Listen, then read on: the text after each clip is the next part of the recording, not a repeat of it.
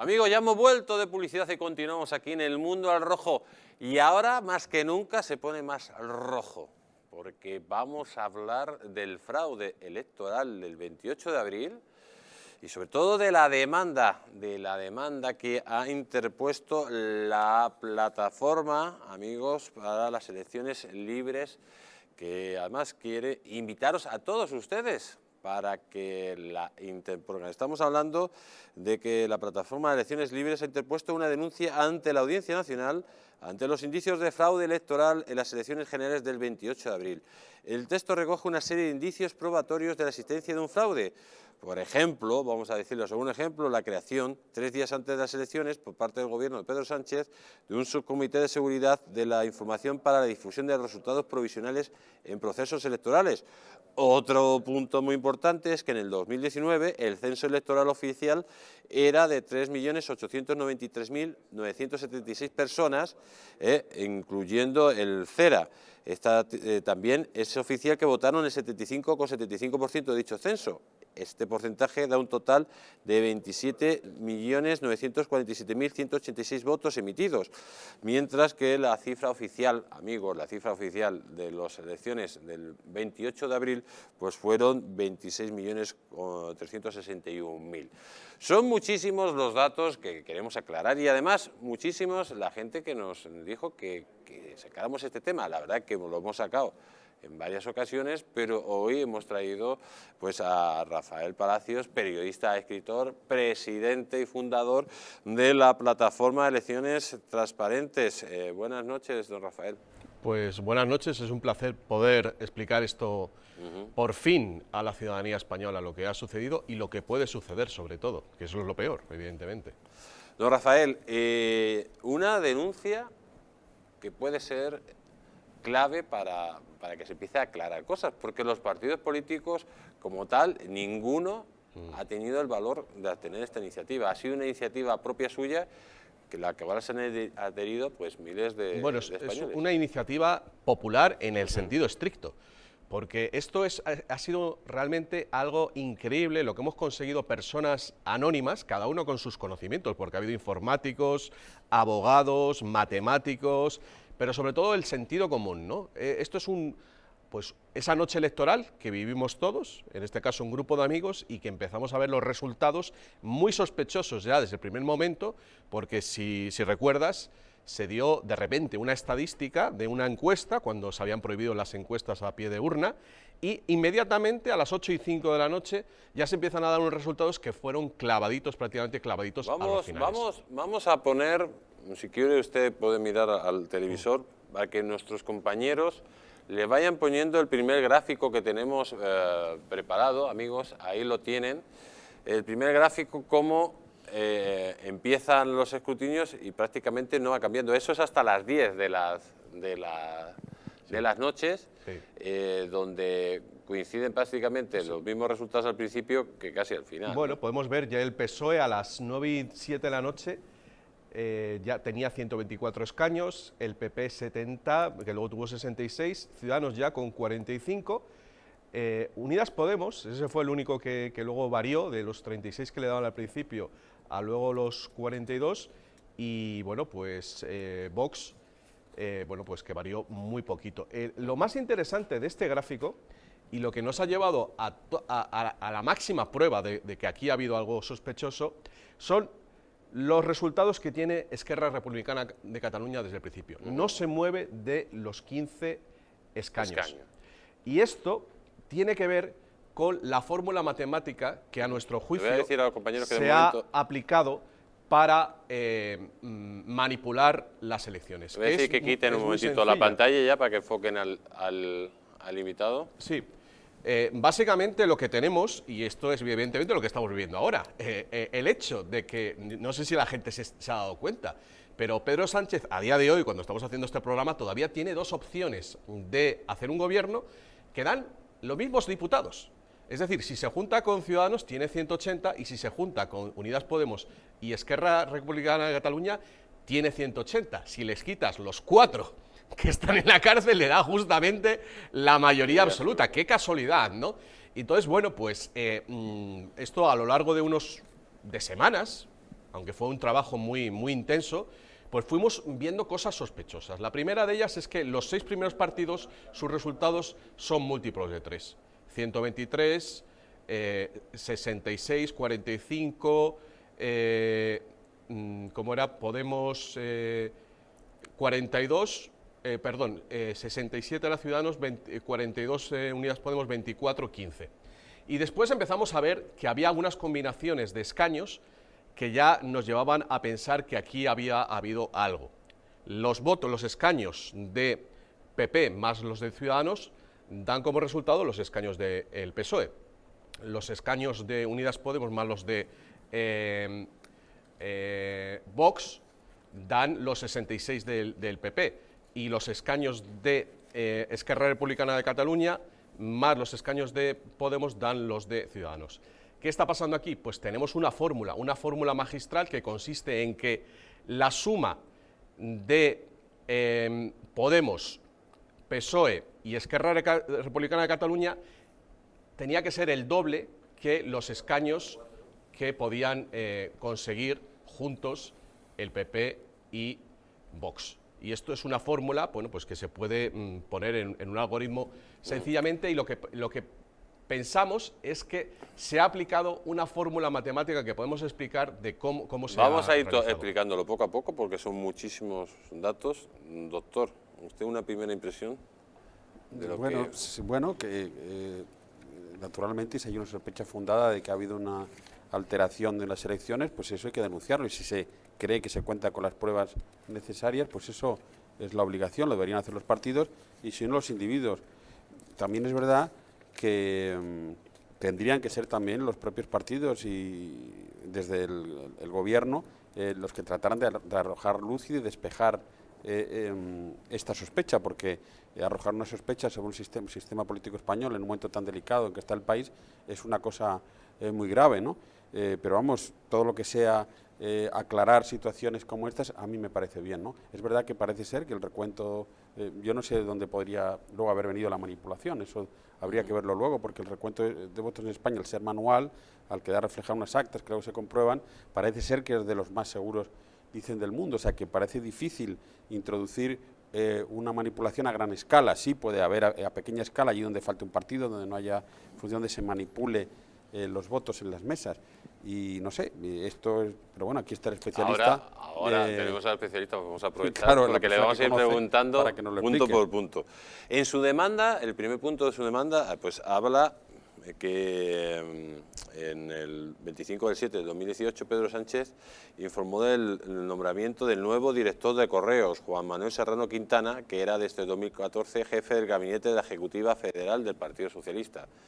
De alguna forma para tener una persona de confianza para controlar Correos. Imagino claro, que la pregunta que alguna persona se hará, ¿por qué es importante Correos? Pues es importante porque vota mucha gente por Correos. En estas últimas elecciones me parece que la cifra exacta, hace ya ha pasado tiempo, pero creo que fueron 1.200.000 personas. ¿Qué ocurre? Que de ese 1.200.000 personas parece que fueron para el PSOE 700 y pico mil votos, cuando no se corresponde con el porcentaje que luego ha acabado está obteniendo. Diciendo que el voto por correo, 700.000 votos fueron para el PSOE. Exactamente. De 1.200.000, 700.000. Sí. ¿Qué ocurre? Bueno, que ya con Rajoy, bueno, nosotros hemos ido aprendiendo sobre la marcha. O sea, a mí me estáis poniendo como experto, pero yo, a ver, os voy a decir una cosa. Yo solo he votado una vez en mi vida. Yo soy un abstencionista una denuncia radical. Tendrás que saber el tema. Sí, pero que yo soy un abstencionista radical. Yo soy una persona que no confío en la democracia. Yo soy un antisistema porque no confío en este sistema. Pues ya ha votado una vez en su vida. Sí. ¿Y a quién votó? Pues he votado en las últimas elecciones a Vox.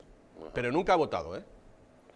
Bueno, y más bien podía haber sido una persona de izquierdas, de jovencito. Lo que quiero decir es que la cadena de custodia del voto por correo no existe desde el momento en que quitaron la Guardia Civil, creo que fue en el año 2016. Eso quiere decir que el dato que usted ha dado, de que el ex jefe de gabinete del PSOE sea el máximo dirigente de Correos, que es aparentemente pues un organismo, pues yo qué sé, es que no tiene ninguna importancia política, pero aquí sí la tiene. Sí la tiene. Porque entonces ¿podemos confiar en que ese voto por correo ha estado bien guardado? Y entonces aquí llegan los comentarios que nos han hecho muchísimos a lo largo de estos meses de la gente que estuvo en el recuento, ya sea como apoderado, como vocal, como presidente de mesa. Parece que cuando volcaban las urnas, los primeros votos siempre correspondían era una maraña de votos del PSOE.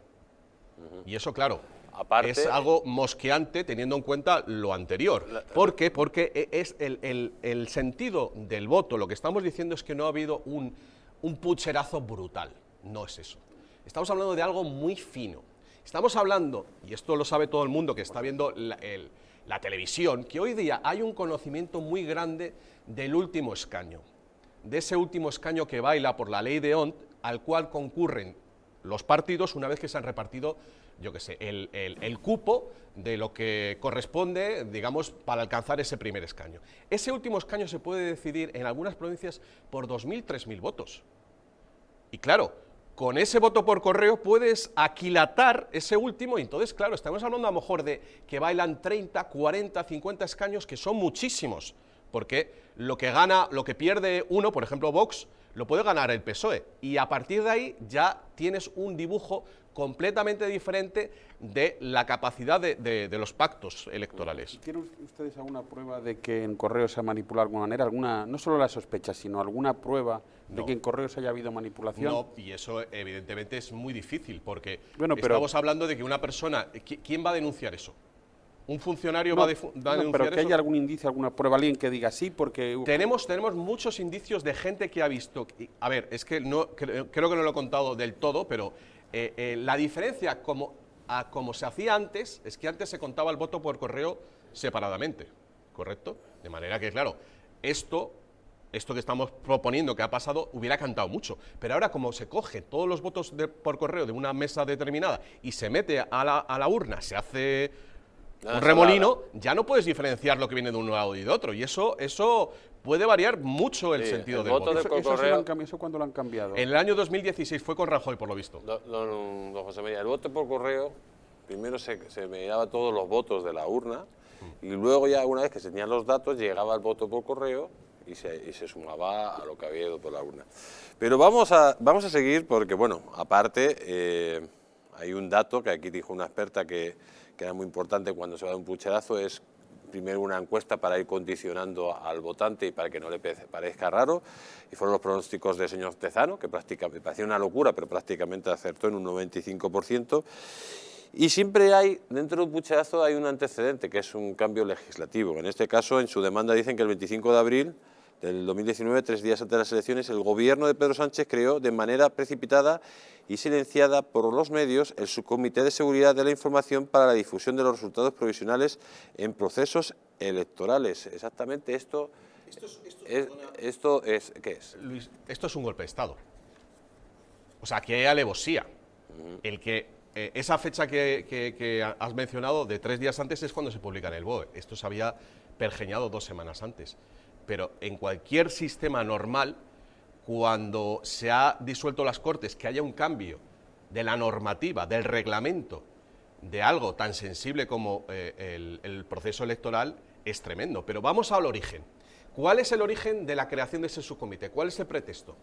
El pretexto parece que es una orden que viene de la Unión Europea. El pretexto es, la posibilidad de que haya un hackeo por parte de los rusos. Estamos en abril, ha pasado bastante tiempo. Curiosamente, en estos 4 meses, ese pretexto ha sido echado por tierra en Estados Unidos, porque ya el informe Mueller ha exonerado de culpa a Trump y toda esa supuesta trama rusa ya no existe, con lo cual el pretexto mediante el cual se generó ese subcomité, que básicamente, que nos entiendan la gente que nos está viendo, es un filtro que se coloca entre los resultados finales y las votaciones. Pero lo interesante, lo que hemos ido descubriendo, porque yo, insisto, yo no sabía nada de todo esto, lo he ido descubriendo a partir de las informaciones que nos han ido contando, es que esos resultados provisionales, ojo lo que voy a decir, esos resultados provisionales se convierten en los resultados finales.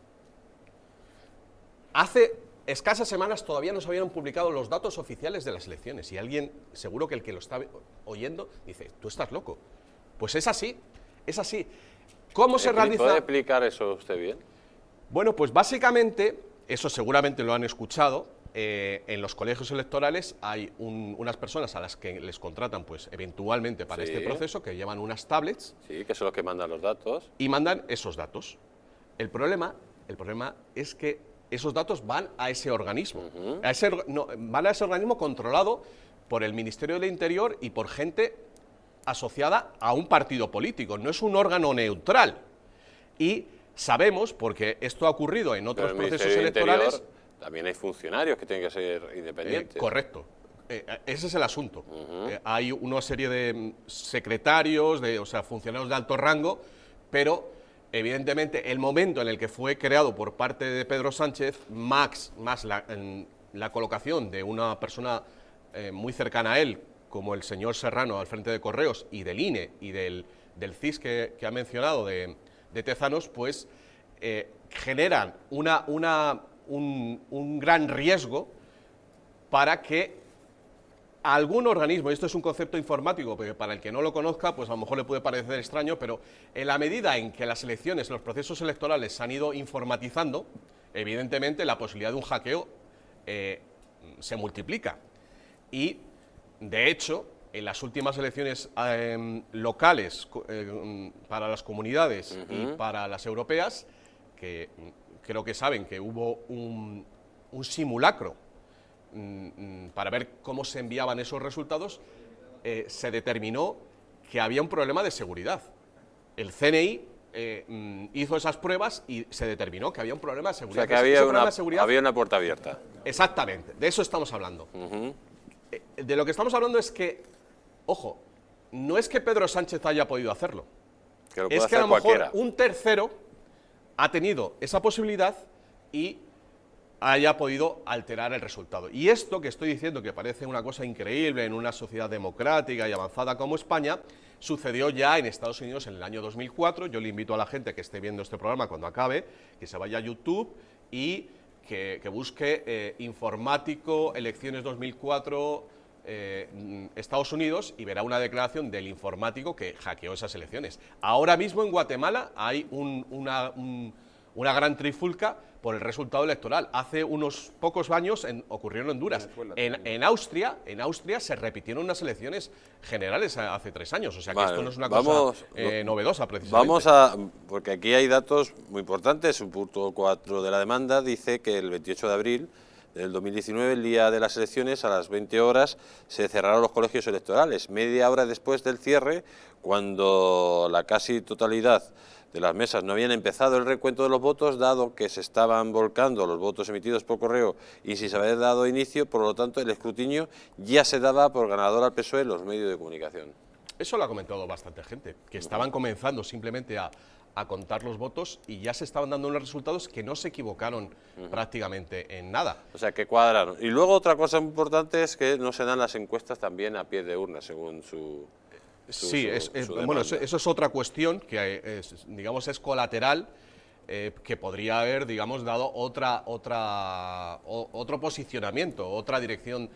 Me ha faltado decir una cosa muy importante porque...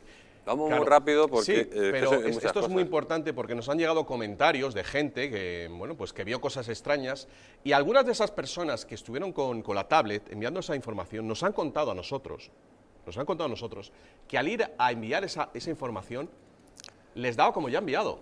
Sí, pero de todas formas, yo voy a seguir el orden de la demanda. Y es una de las Sí, cosas que vale, le voy a ¿qué ibas a preguntar.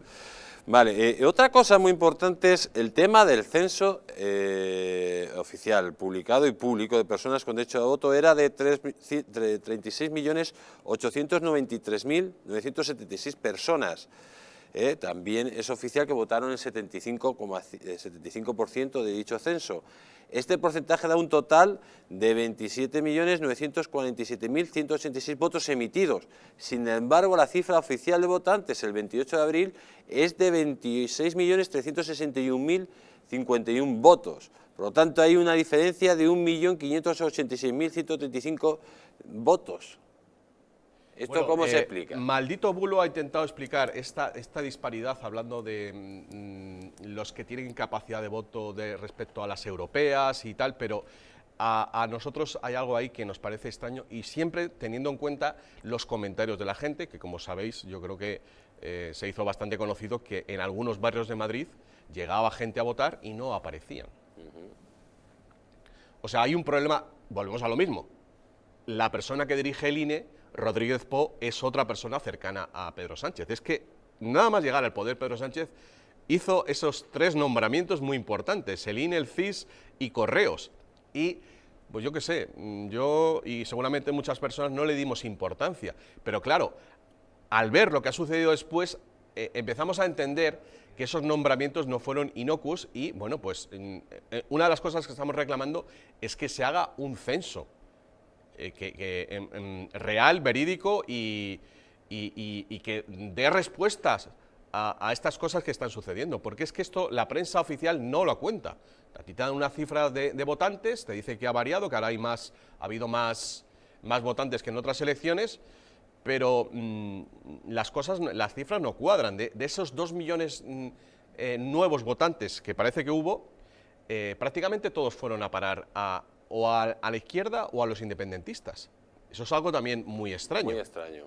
Don José María, ¿cómo ve que digan que ha votado un número de personas y luego salga que hay una diferencia de 1,5 millones de votantes que no salen reflejados? Claro, eso hay que aclararlo, esas irregularidades tienen que ser aclaradas. Lo que me gustaría saber exactamente dónde cree usted que está el pucherazo, o dónde podrían estar, en qué partes, o en todo. Y si cree usted que es una cosa urdida de verdad desde fuera, es como una conspiración para mañana las elecciones, o podría ser simplemente la acción parcial de algún individuo, me refiero que no. A mí me parece muy claro que es el subcomité creado por Pedro Sánchez para la seguridad de los resultados provisionales. ¿Y qué es lo que han hecho ellos para alterar el resultado? Las posibilidades, la manera en que haya podido producir es una alteración, ya sea a través del voto por correo o a través del envío de los datos. El problema es que cuando se han hecho los recuentos a los que han acudido las personas, están haciéndolos con... las actas. Sí, pero... Porque el voto lo eliminan, ¿no? Pero las actas que ya tienen ahí. Claro, las actas que tienen su lugar, no las actas originales. O sea, ya se da por supuesto que esas actas han sido enviadas correctamente. Una de las cosas que estamos proponiendo... Usted está diciendo que primero que el voto lo eliminan al día siguiente, o sea, los votos una vez contados fuera, y luego las actas que firma el presidente de la mesa, los vocales, que se hacen a mano, mandan los datos de forma por una tablet electrónica, sí. Y esa acta original también desaparece. No desaparece. Lo que pasa es que no la cotejan. No la cotejan. Pero eso se podría volver a contar. Claro. Por eso estamos proponiendo el recuento popular, el primer recuento popular de la historia. Estamos diciendo, ¿queréis democracia participativa? Os vamos a dar democracia participativa. A partir de ahora vamos a nosotros a hacer también un recuento que no es tan difícil. No te va. Y una de las cosas que estamos exigiendo, y esto yo creo que nadie se puede negar a ello, es que publiquen todas las actas en los servidores del Ministerio del Interior, de tal manera que si tú vives en Villalba, ¿cuántos colegios puede haber en Villalba? ¿10? ¿15? Oye, pues a lo mejor a mí me interesa hacer esas cuentas. Claro. No es tan difícil. Y como o sea, lo que piden es transparencia. Transparencia lo que piden. Claro, exactamente, las elecciones transparentes, que bueno, si quieres saber de dónde provino la idea, a mí me vino de Gorbachev y la perestroika y la glasnost. Hay que acordarse que la perestroika hablaba de reforma y la glasnost de transparencia. Yo creo que hay una gran carencia de transparencia en este sistema y comienza por el elemento, digamos, el corazón del propio sistema, que son las elecciones. Nos estamos fiando todos de lo que está sucediendo, pero fíjate que la primera vez que nos hemos puesto a vigilar realmente lo que ha sucedido, ¿qué ha sucedido después del 28 de abril? Ha habido muchas demandas de colegios electorales y pueblos donde no se había contado bien, por no hablar de los votos nulos, que no sé si lo vamos a comentar. Rafael, tenemos que ir más rápido porque queda bastante poco tiempo y quedan muchas cosas. En su punto sexto de la demanda está hablando de que el Gobierno, en noviembre del 2018, el Gobierno realizó un cambio en la ley electoral añadiendo el artículo 58 bis, según el cual los partidos políticos, coaliciones y agrupaciones electorales podrían utilizar datos personales obtenidos en las páginas web y otras fuentes de acceso público para la realización de actividades políticas durante el periodo electoral. Luego este artículo fue anulado el 22 de marzo de 2017 fue anulado por el Tribunal Constitucional. Con esto, de alguna forma, los partidos podían condicionar el censo al saber, por ejemplo, pues en su Facebook seguramente, pues su tendencia sería votar a Vox, en este caso, lo que le acaba de decir, ¿no? A lo mejor don José María, pues como pues, su tendencia, si ve en su Facebook, pues que vota Podemos. Pero en definitiva, esto puede ser el condicionante para luego controlar el famoso censo. Es peligrosísimo, estás hablando del gran hermano. Cuando apareció esa noticia, todo el mundo lo asoció a eso, al control por parte del Estado, pero yo creo que nadie o poca gente se dio cuenta de que eso puede condicionar, evidentemente, el sentido de la manipulación electoral. Porque ponle, por ejemplo, un pueblo perdido en el Pirineo aragonés, que ha sucedido en Cataluña, me parece, que de repente, unas semanas antes de las elecciones, se empadrona mucha gente allí. Un pueblo cualquiera, de repente se empadronan 200, 300 personas y ya puedes cambiar. Si tienes ese conocimiento de cuánta gente hay de cada partido, ya se puede manipular. Y eso es a pequeña escala. A gran escala, pues evidentemente puedes empezar a ver en determinado barrio a quién van a votar, en fin. Es muy peligroso, desde luego. Otra cosa que dice en el punto 9 de su demanda, y que yo creo que esto es muy contundente, es que en cuanto al voto por correo fue el segundo más cuantioso en la historia de la democracia, 1.222.937.000, aunque contradictoriamente la cifra de solicitudes fue de un 8,7% menor que en el 2016. ¿Cómo se entiende esto?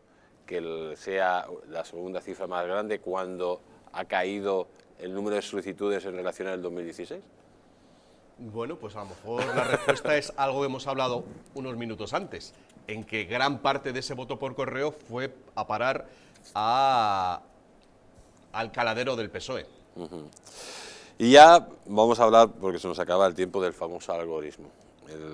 Ustedes dicen que es imposible que los resultados, hay un 0,137% de posibilidades de que hayan salido unos resultados como han salido múltiplos de 3 en la mayoría de los casos, y que todos de alguna forma suman una cantidad constante. Por ejemplo, la suma del Partido Socialista, Podemos y Esquerra Republicana, me parece que eran 180 escaños más o menos, que la suma del Partido Popular y Ciudadanos, que sumaba la misma cantidad que el del PSOE, que si sumamos, me parece, lo de Vox y el partido y Podemos sale lo del PSOE. ¿Por qué ustedes hablan concretamente de ese algoritmo que está dando unas cifras que son casi imposibles que hubieran subido los resultados? Bueno, pues estamos hablando de la ley de la probabilidad, básicamente. Ese 0,173%, 0,0173%, 0,137 se refiere a las probabilidades de que un solo de esos partidos su resultado sea múltiplo de 3. Esto es muy sencillo. Del 1 al 9, ¿cuántos múltiplos de 3 hay? 3, 6 y 9, ¿no? 33%. Pero, claro, si añadimos todas esas extrañas circunstancias de que la suma de los escaños de un partido y de otro da los de un tercero, nos estamos yendo a una probabilidad, pero bajísima. Yo le digo a una persona, a los que nos están viendo, ¿tú cogerías un avión si tuvieras un 0,0000017% de posibilidades de llegar vivo al otro lugar? ¿Tú irías a una entrevista de trabajo si supieras que tienes un 0,3 o 4 ceros, 173% de posibilidades de que tengas ese trabajo? Estamos hablando de algo muy improbable. Y cuando algo es muy improbable, lo más seguro es que, en este caso, esa casualidad no exista. Porque hay que recalcar que la posibilidad de manipular elecciones existe. Y como digo, ha ocurrido en Estados Unidos, ha ocurrido en Austria, se está disputando en Honduras. Bueno, el otro día la empresa Smartmatic, que va a hacer el recuento de las elecciones en Argentina, dio fallos también.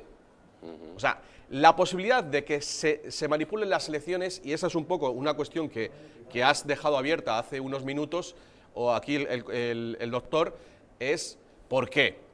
El por qué es porque se está jugando una batalla globalista ahí tremenda, en la cual pues ya en Europa cada vez quedan menos gobiernos del signo globalista y, bueno, a Macron, al señor Macron, digamos que el único apoyo prácticamente que le queda es el de Pedro Sánchez, y de hecho ya han estado hablando de, bueno, de que ahora que ya no es el eje Berlín-París, va a ser el eje París-Madrid.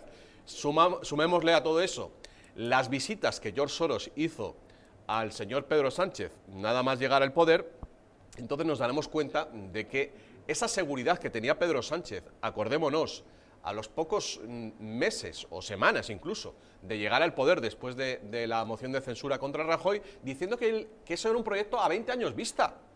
¿Perdón? O sea, un señor que ha llegado de rebote al poder, ¿cómo puede saber que va a estar 20 años en el poder? Pues a mí, perdón, pero la única respuesta para esa seguridad que tiene el señor Pedro Sánchez es que es capaz de hacer lo que yo llamo las profecías políticas autocumplidas, que es decir, el señor Tezanos dice algo, ¿por qué? ¿Por qué sabe que va a suceder? Porque nosotros lo tienen preparado. Don José María, muy rápido, para terminar. No, que me gustaría ¿y cuál sería la manera de descubrir el fraude? ¿Dónde está? ¿Volver a contar? ¿Cuál sería la solución para comprobar? Lo primero, que los votos por correos vuelvan a estar custodiados por la Guardia Civil. No, pero digo, en estas elecciones concretas, ¿cómo se podría demostrar el que ha habido fraude o que no? O el alcance y el grado. ¿Cómo bueno, se podría? volver a hacer un recuento desde las actas, no desde la transmisión de las actas, porque el hackeo ha podido venir, insistamos, es que es una tablet que lanza una comunicación telemática a través de Internet y eso se puede hackear. Entonces, las actas originales. Al final lo más seguro es volver al recuento antiguo. Y con eso ya se podría determinar, desde luego, claro. Pues eso es lo que hay que pedir, ¿no? Al juez, que claro, ordene el recuento, ¿no? Claro. Rafael, dinos cómo la gente puede ayudaros o puede de alguna forma participar en esto. Bueno, pues nuestro blog es eleccionestransparentes.wordpress.com y nos estamos preparando para la contingencia de que haya otras elecciones, no lo sabemos todavía, estamos todavía en julio, pero en ese caso vamos a hacer algo que seguro que ningún izquierdista, y de hecho animamos a la gente de Podemos a que nos ayude, porque realmente lo que queremos es saber quién gana las elecciones y cuántos escaños saca cada uno. Entonces, estamos proponiendo el primer recuento popular de las elecciones de la historia, seguramente del planeta. No creo que hasta el momento nadie se haya atrevido a hacer esto, y os aseguramos que no es tan difícil. Tenemos las herramientas informáticas y solo hace falta gente, bueno, que os ayude. De interés para hacerlo. Don Rafael, muchísimas gracias por haber estado aquí en Mundo al Rojo. Don José María Aguilar, como siempre, un auténtico placer.